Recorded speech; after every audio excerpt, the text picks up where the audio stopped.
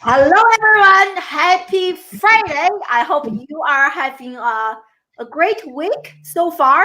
So happy you are here. You are here with us. And welcome to the weekly show of What is School For? And on this show, I interview leading educators, parents, education professionals, entrepreneurs, business owners, parents, students. And we come here, we discuss, debate, and disrupt education. The goal is not to blame education, but to really give us some hope and to empower us to future-proof the next generation. And today we are talking about something that is really relevant and to parenting. And if you are an educator and join us right now, this could also be applied to classroom, which is social emotional learning and how we can help our children cultivate very important life skills to help them become successful in life. And you are going to walk away from today's live interview with a much deeper understanding of the importance of life skills and also some really hands-on activities and tools and exercises that you can apply right now to your home to improve your children's social emotional learning and cultivating their life skills. And I have the perfect guest for us to learn more about social emotional learning and how we can actually teach our children to have those life skills.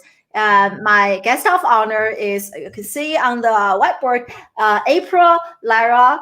And April is a distinguished educator, and she recently just published a book. I wish I had a physical copy. I know. I know. Yeah, I have an e-copy. Let me show the copy called titled Becoming Awesome. It is a great book, and in that book, she gives us so many great tips in terms of cultivating our children's social emotional learning skills and future readiness and life skills. And I can't wait to show you guys all the important pieces of information and activities that you can learn and apply to helping your children become future ready. So, April, really honored and welcome to the show. Thank you so much. We are live on, sorry to interrupt you, we are live on LinkedIn, on Facebook, on Periscope, and on YouTube. My friends, let me know in the comment section where you are joining us live from, social media-wise and geographically speaking. So, welcome. Thank you so much for having me. Of course, yeah. So add something to my very brief introduction. Add something. Well, I think that I love that what you're doing and what you're bringing out, because social emotional learning is so important. I think as we come out into our communities and learn these life skills that are really what's going to propel us, help us become better problem solvers, create better solutions, get along with people better, just create a better world. Wow. Awesome, great. So let's get started. I was seeing like my son is watching me live right now. He said my 8 years old is in the live audience right now. He's excited to learn more. Yeah. So you have been in the education space for quite a few years, and share with us what are some major changes or trends that you have observed as a veteran educator yourself. Some things I've seen that are the good things I've seen. I think that schools are taking on a little bit more proactive role when it comes to a growth mindset. I've seen a lot more integration of some social emotional type learning. If it's asking the question of the day, we're putting a quote on the board and asking kids what they think of that. So I think there is a little bit more of that. I've seen yoga and those type of meditative practices coming to schools, and not in great ways, but in a way that it was never there before. Technology has taken definitely on a different role. There's a lot more people have their students and teachers have Chromebooks now that they use a lot more. Phones are interesting. I've seen I've seen just a whole evolution of, how do you use your phone in a classroom? Do you have it? Do you not have it? Do you use it? Do you not use it? And I think there's still a lot of evolution that needs to go on there. With a piece of technology. It's not just for social, for the social aspect, but there's a lot of things you could use it for to learn and enhance learning. 100%. Now you mentioned social media. That's kind of there's if you just mute, yeah. So and that's what I do, like to teach others how to use social media. I love it. So I loved reading your LinkedIn bio. So I have it here. So in your LinkedIn bio, you mentioned that you have witnessed so many children's transformation after they learned those important, meaningful, and life skills, which are traditionally not taught in many schools curriculum. So I wonder if you can share a story with us that, like, how this kid has transformed his or her life after learning some of those life skills that we are going to discuss in a second. Well, let me start by this. I ran a program in the Chicago Public Schools, and it was for kids who had gotten in trouble. So they were in a program they had to come to for 8 weeks on a Saturday morning, and we were teaching life skills. It was things like self-awareness and empathy and forgiveness and decision-making. And what was happening was constantly, after every week program, I would always have parents who were coming up to me and saying, why did my kid have to get in trouble to learn these lessons? Because they were seeing such a change at home. Kids were more engaged in school. They were not getting calls from school anymore. They were doing their homework. They were showing up to class. They were having a more positive attitude, just all encompassing. So, I knew there was a better way to get these lessons into more hands to make a bigger difference. And I also knew from students who would come back to the program and just talk about how now they were pursuing their interests. They were looking at going into school, going into a trade, just making a bigger future decision than they would have had they not come through the program. Oh, wow.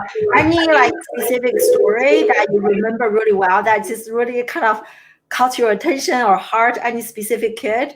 You know what? There was once, it was a parent, and we always had a graduation ceremony, and there was a parent and a child, and they were sitting there together, and both of them had gotten up and just gave this heartfelt statement about how the mother had been yelling at her child all the time, and the child was always in trouble, and they kind of came to this agreement where the mother just said, I finally said, why am I always yelling at you all the time? And the kid was like, and why was I always behaving like that all the time? And so it was just like this transformation of this shift of attitude and behavior from both parent and child to really start a whole new relationship. Yeah. Well, that's incredible. And I recently have been reading a book called Brain Centric Design. I'm actually in the process of being certified by them, and I actually just finished this chapter talking about how the traditional, reward and punishment, that approach does not work. Yeah. And most people can understand, punishment doesn't work, but also through that book I learned, even sometimes if we are constantly rewarding our children, using all those external ways to motivate our children, we are really taking away their intrinsic desire to learn. So really interesting to hear what you mentioned here. So let's dive into the book. In the book, and which is, I'm going to share my score in a second, is titled Becoming Awesome. Did you guys hear an echo? Or just did you hear an echo, April? I am not hearing an echo. Okay. So let me know in the comment section if there is an echo. So in the book, you listed a few different aspects which are crucial to our children on developing those meaningful life skills and be ready for life, for the future. And so I wonder if you can kind of explain those 6 elements to us. I'm also curious to know, is there a specific reason that you arrange the 6 kind of sections the way that you arrange them? And including, I'm sure you know them, just for the live audience: self-awareness, self-management, social awareness, responsible behaviors, self-improvement, and take responsibility for your life. Yeah. And all those are so powerful. So explain to us what each means. Is there a reason that you arrange them the way it is? Okay, well, let me first tell you about each 6 of these different categories. The first one is self-awareness. Really is about becoming more aware of who you are, loving yourself, recognizing your personal qualities, your values, paying attention, trying things out. It's really becoming self-aware. Mm-hmm. Self-management is regulating your emotions and thoughts, really understanding your emotions, and then going into empathy and compassion and what those are. Social awareness is understanding there's different perspectives going on in the world, and respecting diversity, understanding who's in your inner circle, like listening. We talk about listening, arguing from the opposite side of your viewpoint to really start understanding what somebody else might be thinking of through their perspective. Responsible behaviors are about making choices and knowing there are consequences for your actions. So setting goals and being a decision maker, making honorable choices, confronting peer pressure. Self-improvement is that's really about a growth mindset, getting out of your comfort zone, being able to make a mistake, believing in yourself, believing that you can do better and be better. And then taking responsibility for your life, which is quit blaming, ask a question, listen to feedback, ask for feedback, like take responsibility for your actions and who you are. Mm-hmm. Now, when I wrote these, it was really about what are the key fundamental life skills that we really need to have right now to continue to grow. So I stuck with the fundamental skills, like what are you good at? What are your values? Because those are so important to know as you grow and develop. How do you make a decision? And when I took a look at them, they all kind of chunked down into their own little category. So it was making sense out of how to make this a tool that's easy to use, easy to follow, that educators can easily get through. I also, there's a collaborative for social emotional learning, CASTLE organization, which is associated with Daniel Goleman. He's done a lot of writing on emotional intelligence and social intelligence. And I've used them as a resource a lot to kind of look at how they're categorizing lessons and ideas to help me put it into my lessons and ideas. Oh, wow. I want to share. So what's the name of the social emotional learning? You mentioned the center. What's the name of it? It's called CASTLE. It's the Collaborative for Academic and Social and Emotional Learning. So it's CASEL.org. Okay. Which is a wonderful resource on if you're looking for strategies on social emotional learning. They're a great resource for the lessons. Let me share the screen with you. So this is the one, right? Right.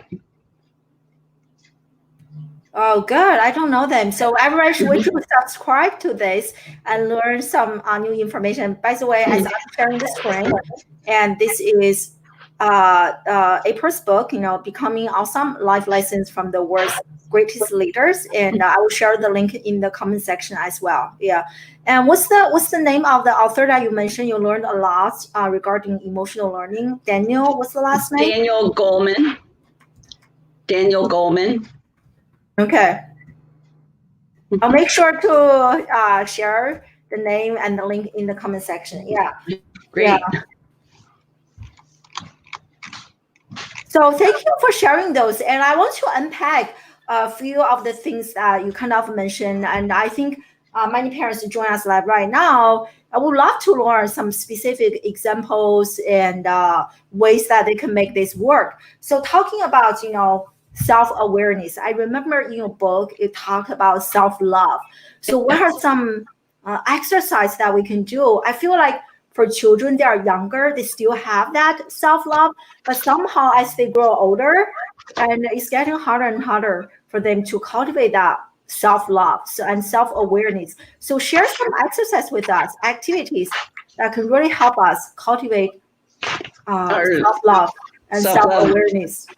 Okay, so I think to me, when I wrote this book, I felt like I wrote it to my 13-year-old self, and self-love was one of those concepts that I wish I would have understood a lot more when I was younger.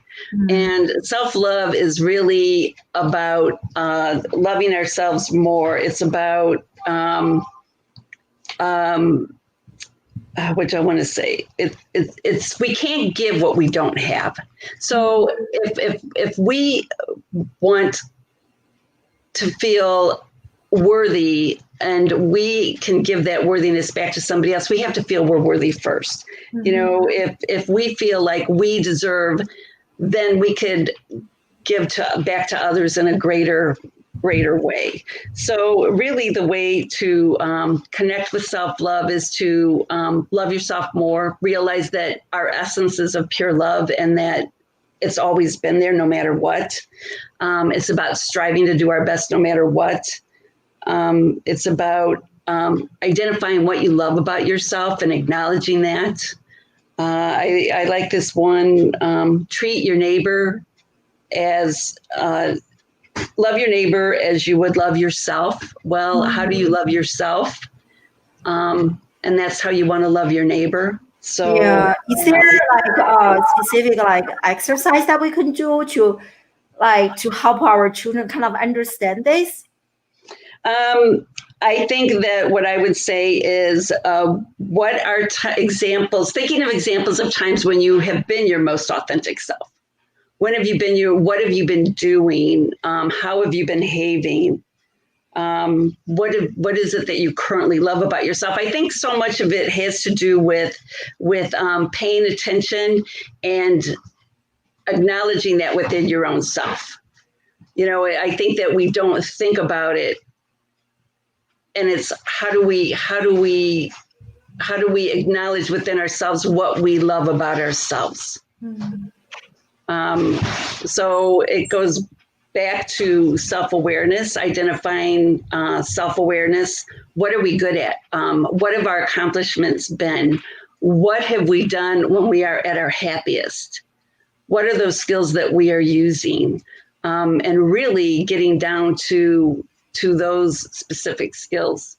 Yeah, I love it. And also reminds me of what you mentioned earlier, this growth mindset. I truly believe education and life is the inside out journey. And the deeper we can go inside and the more we can transform the outside. And this is also something that I wish I discovered way earlier than in my late 30s to really learn to start to discover myself and learn to love myself. And so I want to share this with everyone, which is, hold on, let me share my screen.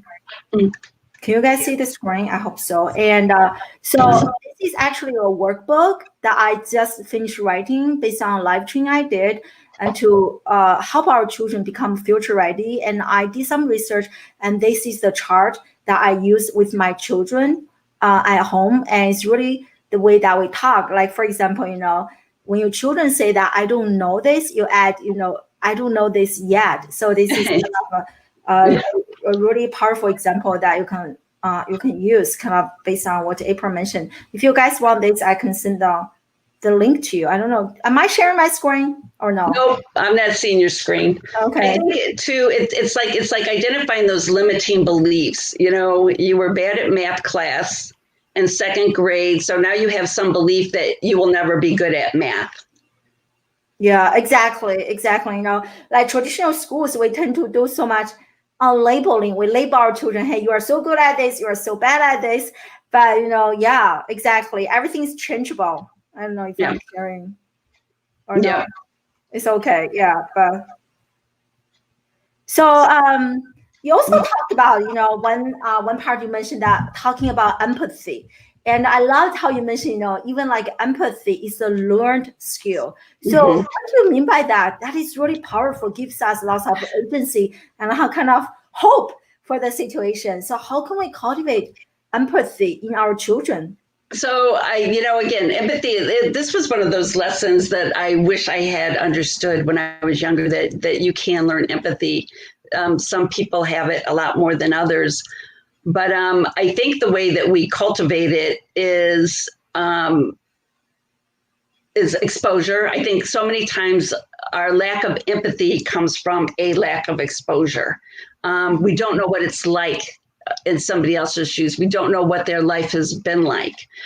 So being exposed, having an open mind, like anytime we can raise awareness to something or somebody that's different than us and go deeper into it to see what their life is really like. I think teaching diversity and about different cultures is very important as a way to understand empathy. I think it's practicing active listening, like really listening and understanding what somebody has to say. And bottom line, I would say it's judge less and love more. You know, like really starting to understand and open ourselves up to more exposure is how we learn more empathy. Can you give us like a specific example? I say that, for example, my son just did something really horrible and broke my favorite glass jar, for example, things like that.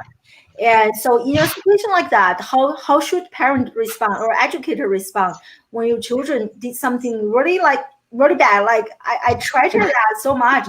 What should we say? How should we handle in a very empathetic way? So I think empathy too, it's really understanding emotions and understanding, putting a name to that emotion. So it's really about pulling the person in and having a conversation about why things happened,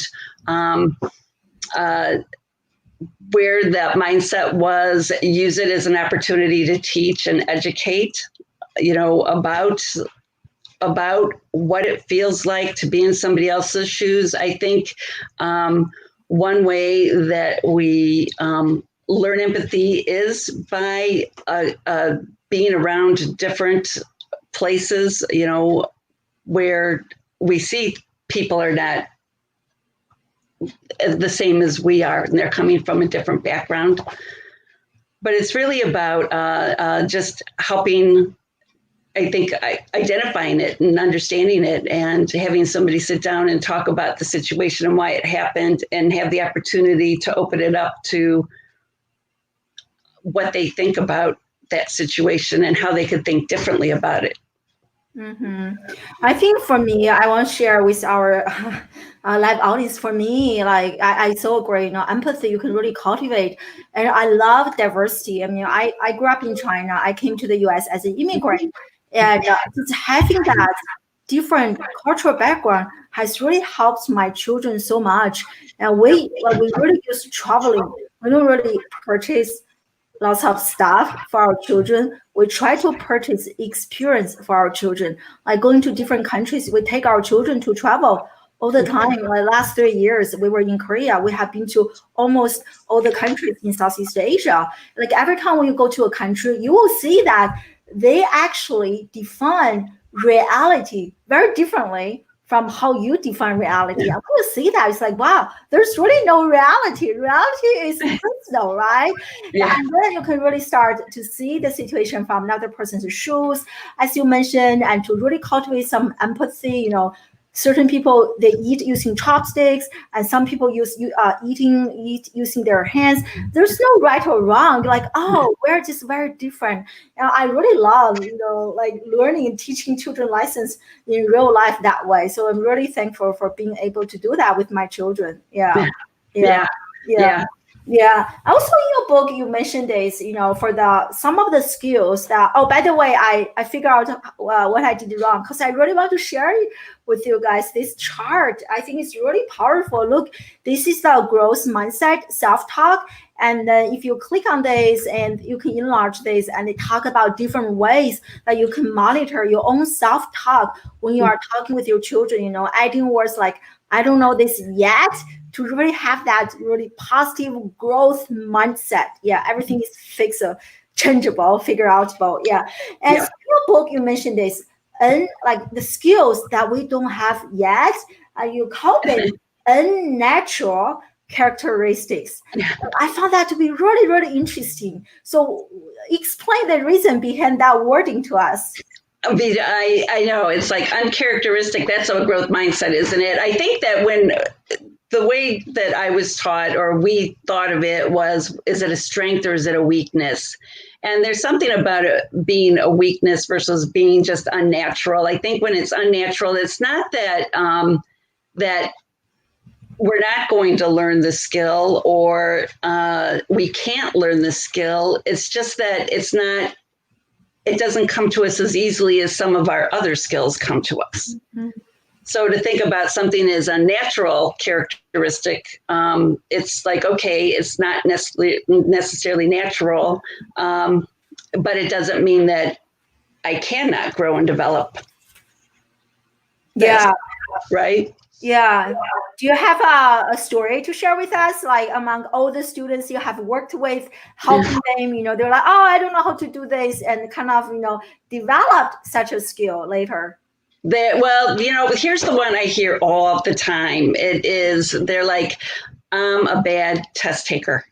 I am a bad test taker. It's like the idea that is in these kids' heads that they are just not a good test taker. So as soon as they get a test, that emotion comes over them that they are not going to be able to take a test. And I think, we talk to ourselves more than we talk to anybody else. So it goes back to the positive self-talk and that mindset of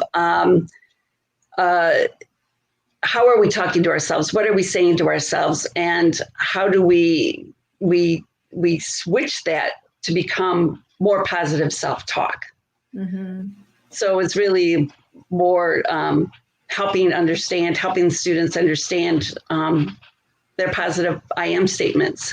Yeah. So kind of the first step is to recognize that, right? So once you recognize that, and then you can regulate that. And most of us, when we talk, it has become a part of our identity. We don't even recognize, right? Subconsciously, we just talk like that. So so I think for parents, we need to be able to recognize those moments. That's what I do.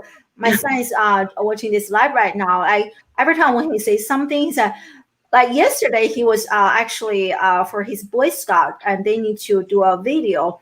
And he asked me, he said, Mommy, how can I edit my video? I said, just check out the iMovie. I didn't teach him at all. I just give him the computer, download the iMovie, and he started like trying, like he did a very, very, very good job.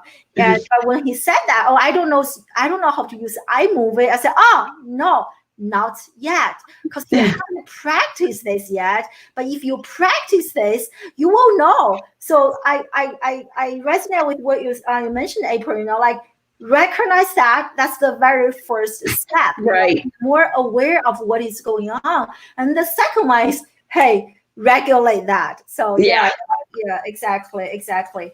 And so also in your book, you talk a lot about peer pressure. I think that is something that's not even pure, not just for the young children, but for like teenagers, older children, and even for people like us. We always love to compare ourselves to this person and that person, regardless of you are working a 9 to 5 job or you are in the startup environment, and we are constantly comparing ourselves to others, which is very damaging. So first, explain to us the damaging effect of making constant comparisons so parents can really understand that. And second, how can we stop it? Yeah, how can we say, there we go. So, the thing about comparison is when we're constantly comparing,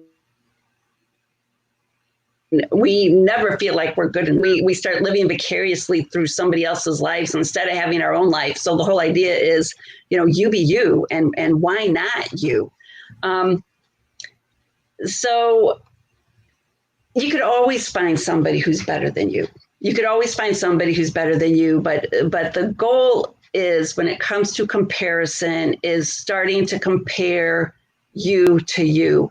Did you do better than you did yesterday?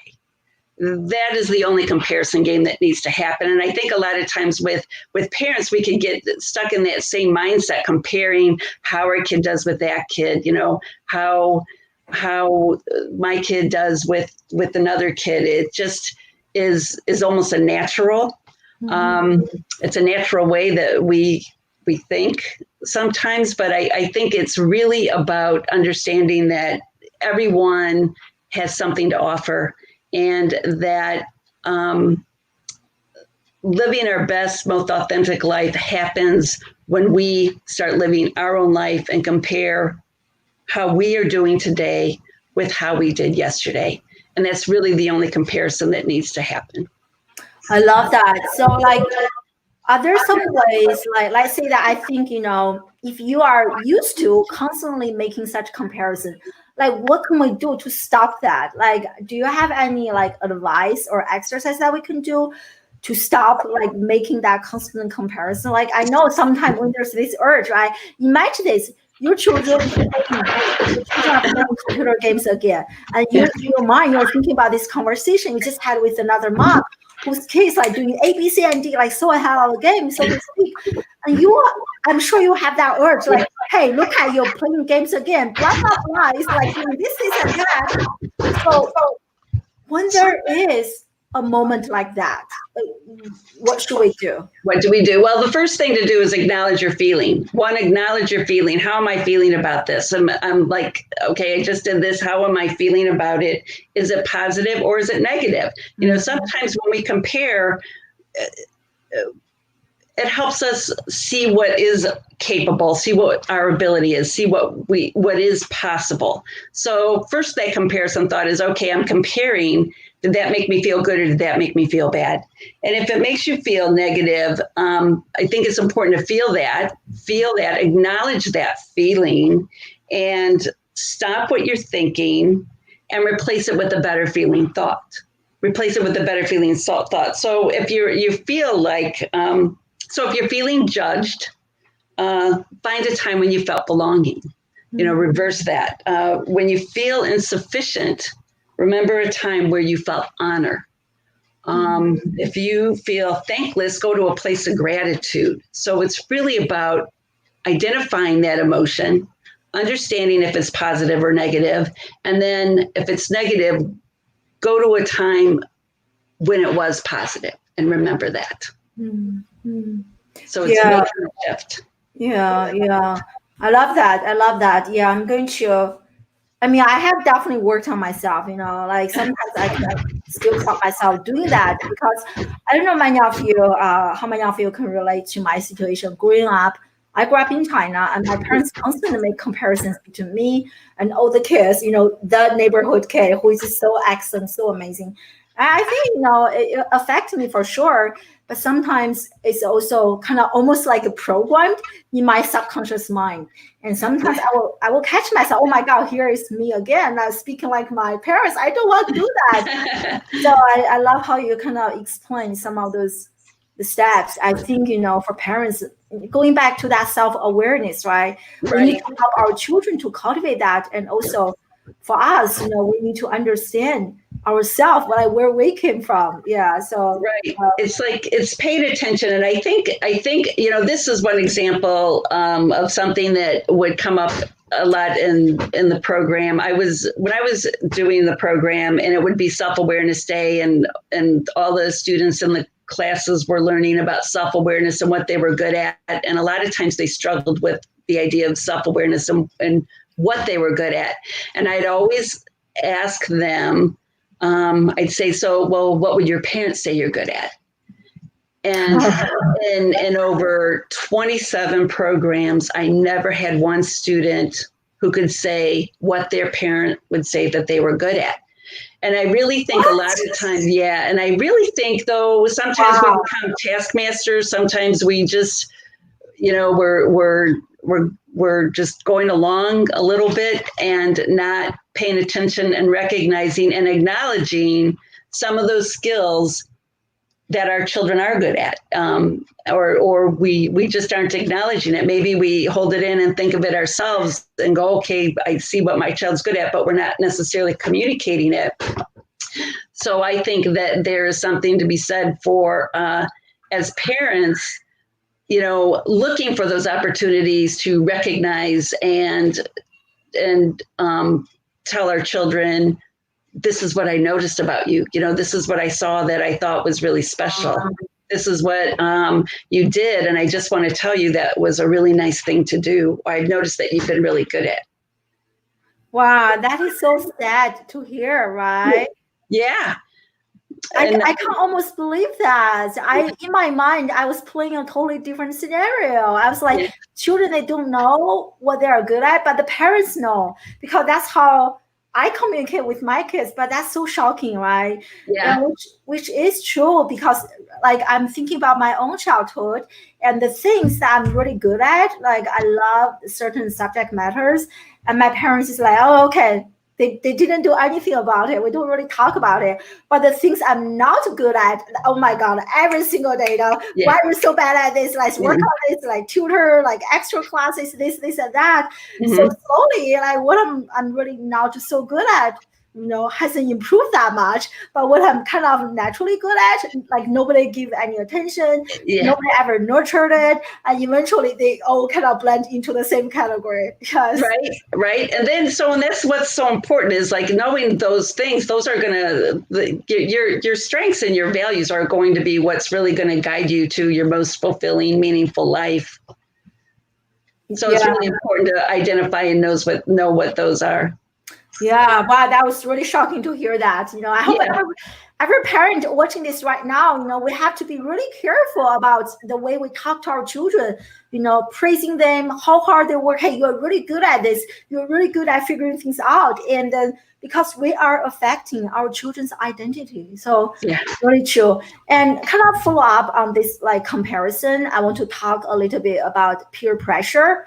And I think this may affect children who are a little bit older, like teenagers, and peer pressure. And I like oftentimes you hear a kid does something or didn't do something because of their friends. My friend is doing this, so I need to do this. My friend, they're not doing this, so I don't have to do this.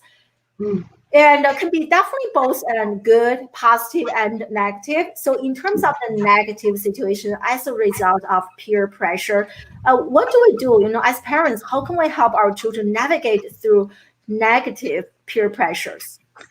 So I think the first thing with peer pressure is it's that need for belonging, right? We want to belong, we want to fit in, and so our peer pressure is what guides us to do things that maybe we shouldn't do. All of a sudden, we're trying to impress our teachers. We're trying to make our parents happy. We're trying to do all these things. So all of a sudden, we want to be in with our friends. So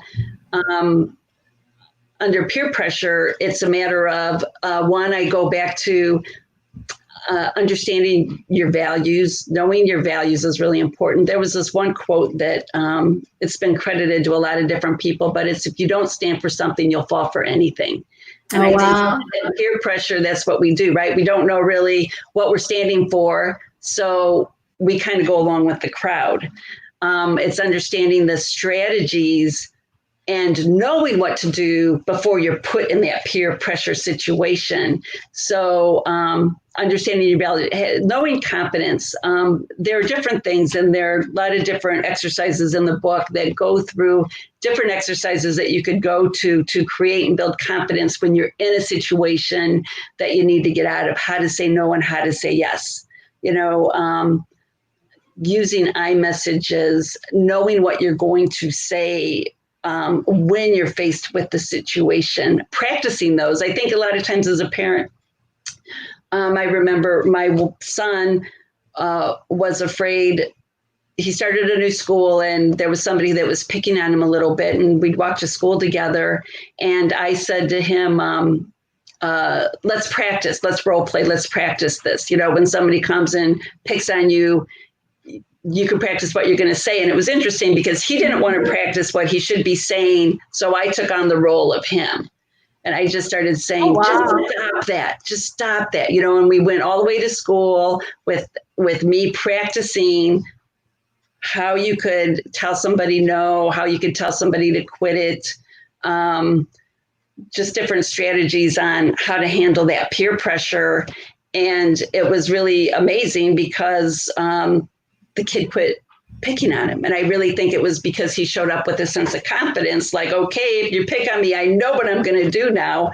So there was something about his demeanor that had changed, and that comes from self-confidence. And I think that knowing those tools and strategies and having those, practicing them, are what's going to help kids stay away from some of those things they shouldn't be going into. And I really think it does go back to just really helping them identify who they are. What are your strategies, or what are your values? Who are you? What do you want to be, kind of thing. Wow, that's a powerful story.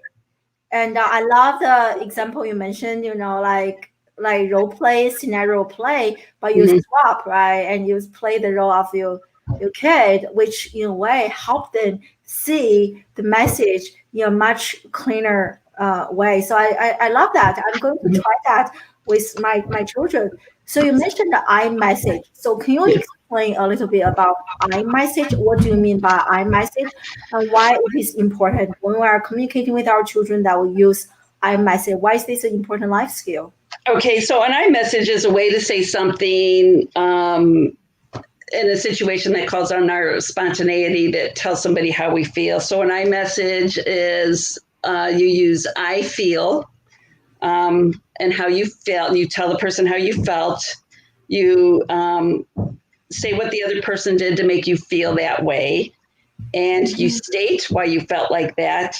And then you say what you would like the person to do. For example, saying, I feel very uncomfortable when you keep asking me to go with you when I don't want to go there. I am not interested in doing that at all. So I would like you to please stop asking me. Okay, so just start every sentence with I. I feel, it could be I feel, I don't like, I don't want you to. It's like an I statement. You start it with an I, right? Yeah, which is like situations like oftentimes children tend to, or even when my husband and I, we have a conflict, I will say that, hey, you did this, and that. I don't like it. So instead, I should be saying that I feel like I was not being appreciated, or whatever the situation is, and or talking with my children, right? Like I need to use I statement myself, and they also need to use it. Why is this so important? Why is this so powerful? Say it in iMessage? Yeah. Well, because it's allowing you to communicate in a way that is clear, it's simple, and it gets right to the point and lets somebody know how you feel. So many times we just aren't telling people how we feel about it. Mm-hmm. And the more that you practice an iMessage, the more that you practice how to say this, the simpler it's going to come, and the easier it's going to be when you're put into a situation where you're needing to tell somebody how you feel. Mm-hmm. And also cultivate that self-awareness that we discussed earlier. So here's, I kind of shift our focus a little bit, and thank you for joining us live, Alice. And so here's a question, and she asked, talk about social media. We kind of mentioned this a little bit. So her question is, how has social media made it harder or easier for the parents and children? How is social media made it harder? Well, it's definitely another aspect of communication. And I know that's where a lot of bullying can happen. I think that the strategies are not different. It's just being more aware of what's happening on social media and being able to talk about it and bring it up and see what's happening. I mean, I think you're a social media guru. I'm not sure about that, but thank you. So I love that question. I can probably just answer that question and talk about it for an hour. Yeah. But to make a long answer short is, I think, of course, most children in terms of social media, they pursue social media almost as their identity, right? Mm-hmm. And as their identity now, like how many hearts I get, how many people are sharing, viewing my TikTok, this and that, views, how many I got.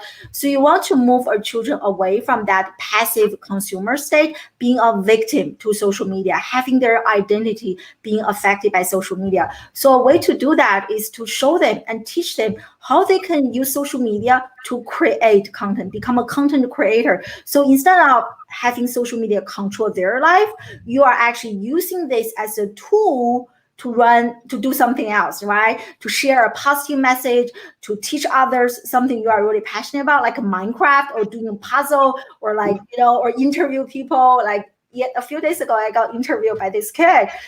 He's only 15 years old. He has been running a podcast for so many years. So in his situation, he is using social media as a tool, just like I use knife to cook. I use a machine to do exercise instead of using that to control me. And going back to what April mentioned, talking about self-love, I think as our children are using social media, we also need to help them to cultivate self-love. Mm-hmm. Not just children, but also older people like me. Like I got bullied, I got blocked. Bad things happened to me on social media. It used to affect me a lot. But after I started working on my internal, April, you were talking about self-love, self-awareness. I became very detached to social media. I don't really care how many people hearts my article, things like that. I enjoy sharing my message. And so it is a channel for me to voice my message, to inspire people or make them think. And so that's kind of my answer to this question. But I love that question. Yeah. And that, it goes back to that. And I think that the other piece that I really talk about in my book is choosing honor. It's really about, when this happens, we always have the option and choice to say yes or no. Mm-hmm. And identifying and being in integrity and what that means, and choosing honor is always the right way to go. So really instilling that whole idea of integrity in our children. Yeah, totally. I love that. And speaking of social media, to kind of follow up on this, Instagram has already removed how many hearts you can see, right? I see that as a trend. You don't know how many people actually hearted in my article. Like, I love that. So create content for the sake of creating content. It's like learning for the sake of learning, right? You don't want children learn because they are going to get a heart or like millions of views. You want them to learn because they actually enjoy learning. They actually enjoy how to post a video online. You want them to enjoy that process as opposed to be attached to a specific outcome. Right. It goes back to the whole comparison game. I'm comparing myself to somebody else. My friend of me just got more likes and hearts than I did. And now I feel bad. And it goes right back again to, I'm comparing myself to somebody else. Yeah, exactly. Yeah. And I also want to talk about, in your book, you discuss this attitude of gratitude. And this is something I really want to talk about, because I want to ask you this, like, how can we help our children cultivate that attitude of gratitude? Because I want to share with everyone, And you know that I'm an entrepreneur. So a few weeks ago, I started to actually have my gratitude journal. Every day, I just write down, like, I'm so thankful for this and that. And so many amazing things actually happen in my life. I was like, oh, well, I wish I started this process earlier. But like, how do we help our children? Like, I feel like sometimes children, oftentimes, they feel so entitled. Mommy, do this for me, do that. I don't like this food. I'm not going to eat it. And so, what are like, how can we like, what are the ways that we can do as a parent to help our children to cultivate and deepen their sense of gratitude? Great, and so important. Gratitude is just so important. I think the one thing you said, modeling it yourself is so important. Being that model of being grateful and what you're being grateful for and practicing that every day is really key. I think the other thing is we have to be careful with entitlement. We love to give our kids things. We're happy when they have things. But on the other hand, it has to be balanced with gratitude and like doing something for another, visiting a sick relative. Well, now that might not be the right thing to do, but calling a sick relative, going to a homeless shelter, writing thank you notes. There has to be a real balance between that entitlement and that giving, and also turning around and giving back. And what happens though, when you give back, there's a feeling that you get back from that makes you want to do more, that you want to do more because of that grateful feeling that you have. It makes us feel good. It's like our brain, the dopamine in our brain just starts going, oh, I love that. I love that. I love that. We want more, more, more. So it's really a matter of just helping our children go and find ways to give back somehow. Oh, I love that.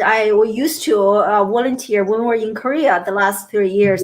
We actually visited our orphanage, and it was such a great way for my children to see the orphans and orphanage, and then interact with the children there who don't have parents being adopted. I listen to their story, and so I still remember one story. So one kid shared that they only get to eat pizza, like their favorite food, once a year. And like, I can literally see my son was like shocked because he can have pizza, like, I don't even know, as many times as you want throughout the day, right? He doesn't have to wait until Christmas to have his favorite food.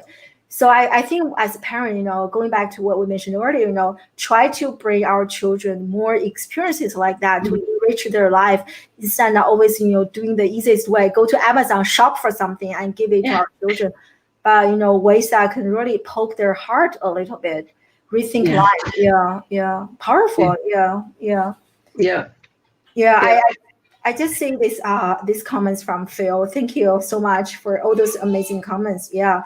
And we're talking about the vanity metrics, right? Like Instagram, how many hearts.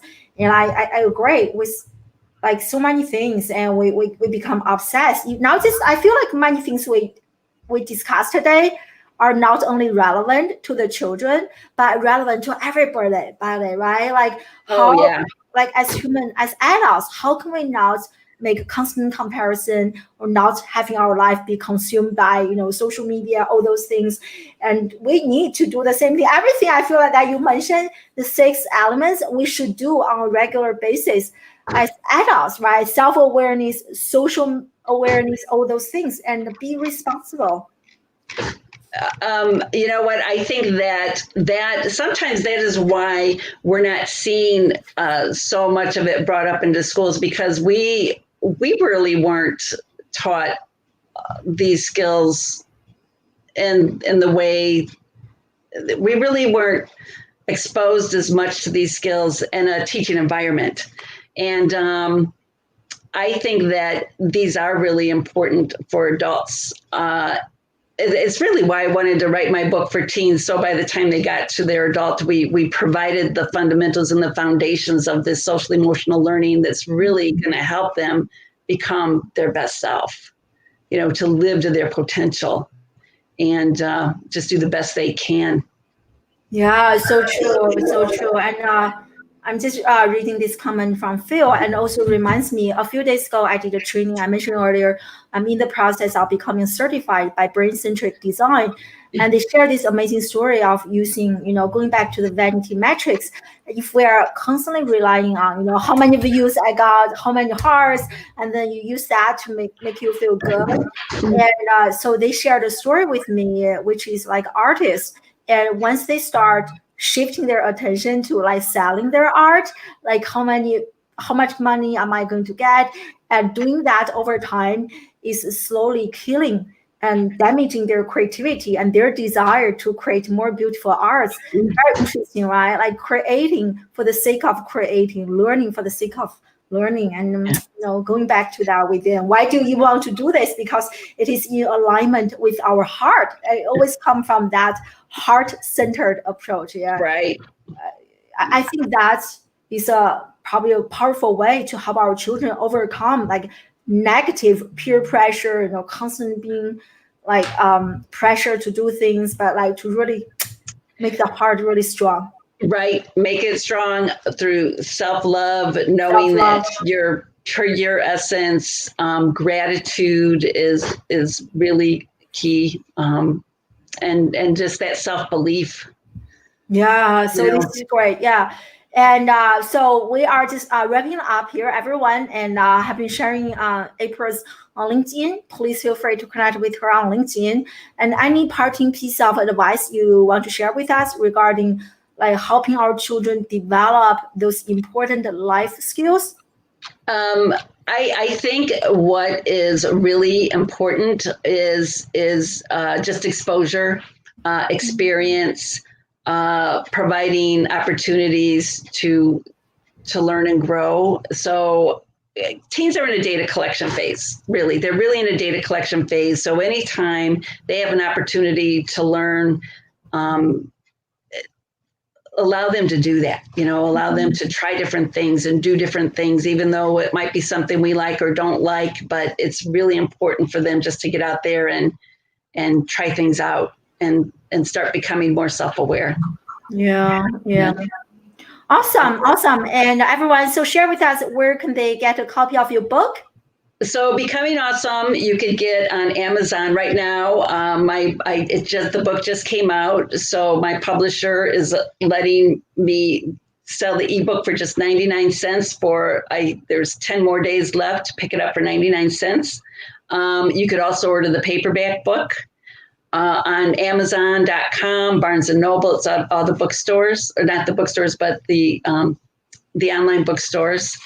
If you're a school and you're looking for a book to use in your curriculum next year, or in this coming year, I am looking for another school to work with to help support you bringing these lessons into the school. So you could email me. Awesome. Yeah, thank you for sharing, and thank you so much for joining us live, everyone.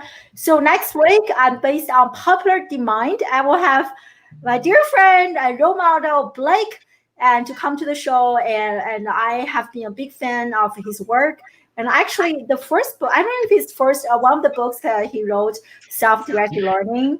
I actually met him in person at a local event. So we don't know what we are going to discuss yet, but probably somewhere around self-directed learning and the purpose and of a school. So definitely join us live next week. And if you want to learn more and ways to, discuss, debate, and disrupt education. And thank you so much, April, for a great conversation. And thank you so much, everyone, for joining us live. I hope you guys will have a great weekend, and I will see you next Friday. Bye. Bye. Bye.